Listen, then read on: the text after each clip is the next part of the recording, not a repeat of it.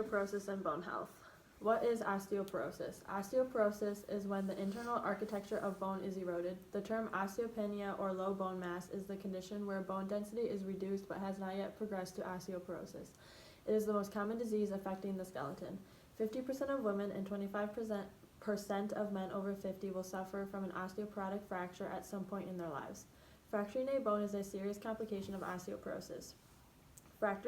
Fractures can cause severe pain, affect posture and appearance, and even be deadly. Causes of osteoporosis. In adulthood, the skeleton remains relatively stable, but is still constantly undergoing the process called bone remodeling, in which bone repairs and replaces itself in roughly the same amount.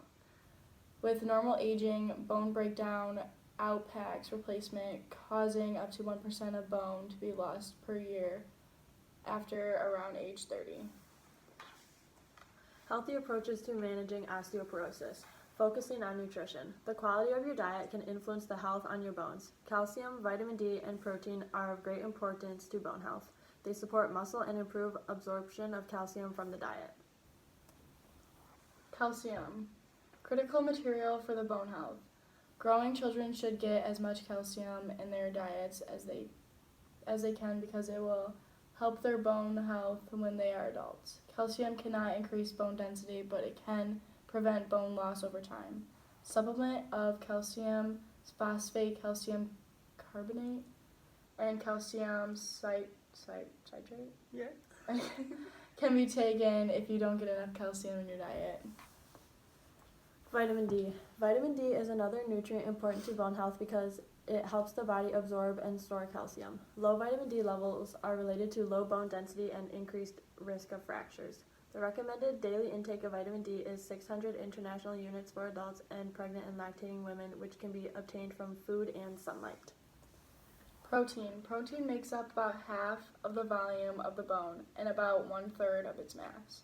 A diet with very low protein hampers the body's ability to grow and repair bone. Increasing protein along with fruits and vegetables is the best way to keep calcium loss at a minimum. Focusing on physical activity. Exercise can improve bone health by increasing bone mass or preventing age-related bone loss. Moderate or vigorous activities are necessary to challenge the skeleton. Aerobic exercise. Moderate to vigorous aerobic exercise can improve or maintain bone mass of the hip and spine and has additional benefits to the cardiovascular, muscular, and nervous systems. The general recommendation for aerobic exercise aimed to improve bone health is to reach a minimum target of 30 minutes of continuous moderate intensity exercise 5 days each week for a total of 150 minutes. Resistance training. Resistance or strength training can have a positive effect on bone because the strong muscle contractions required to lift, push, or pull a heavy weight place your stress on the bone. Resistance training has an added benefit of strengthening muscles that are important to fall prevention and to perform strength-based tasks such as rising a chair and climbing stairs. Flexibility and neuromotor training. Stretching 2 to 3 days per week will help you maintain or improve your flexibility and joint mobility. People with weak legs or poor balance are more likely to fall and fracture a bone. Since osteoporosis weakens your bones, focusing on fall prevention is key with neuromotor training. And medications. Many drugs/medications can effectively reduce fracture rates by up to 50%. None are 100% effective.